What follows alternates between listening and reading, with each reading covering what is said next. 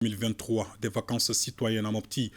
Une cérémonie de clôture présidée par le chef du gouvernement. Ce rendez-vous de brassage était l'occasion pour les jeunes venus de l'ensemble du pays d'œuvrer à la promotion de la citoyenneté et le Premier ministre de saisir cette opportunité pour réitérer l'appel des autorités de la transition à la mobilisation pour l'unité nationale, la paix, la cohésion sociale et le vivre ensemble. Le point avec Boubacar Sankaré, Omar Maïga et Souleymane Tepsouké.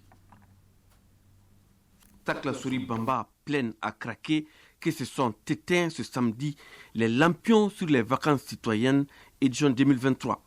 Pendant 15 jours, plus de 300 jeunes venus de toutes les régions du Mali et du district de Bamako ont mené plusieurs activités d'intérêt public et socio-éducatives et sportives. Il s'agit ici de vous montrer que la jeunesse, elle est prête, elle est engagée et elle va remplir son devoir. Ce sera une jeunesse qui va travailler ensemble, malgré les différences, mais les différences font la beauté de notre pays. Nous avons un pays avec plusieurs diversités et c'est cet ensemble de diversités qui fait le Mali. Et aujourd'hui, vous avez le Mali de la jeunesse qui est là. C'est la jeunesse qui vient de toutes les régions.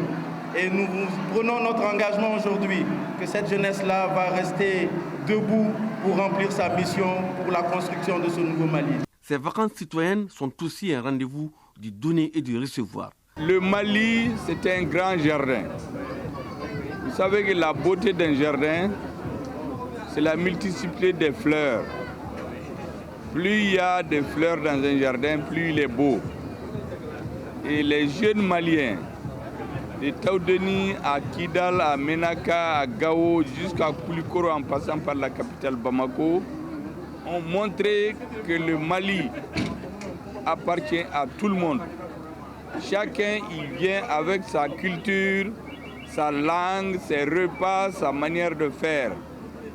Et ces vacances citoyennes ont permis aux jeunes de toutes les régions de s'entremêler, de vivre ensemble, de parler, de manger les plats des uns et des autres et de rentrer enrichis de ce qu'ils apprennent des autres régions.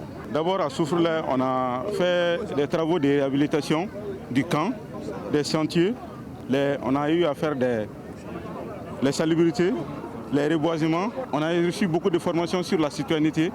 Donc après Soufroulé, on est revenu à Sévaré et on a fait des curages de caniveaux.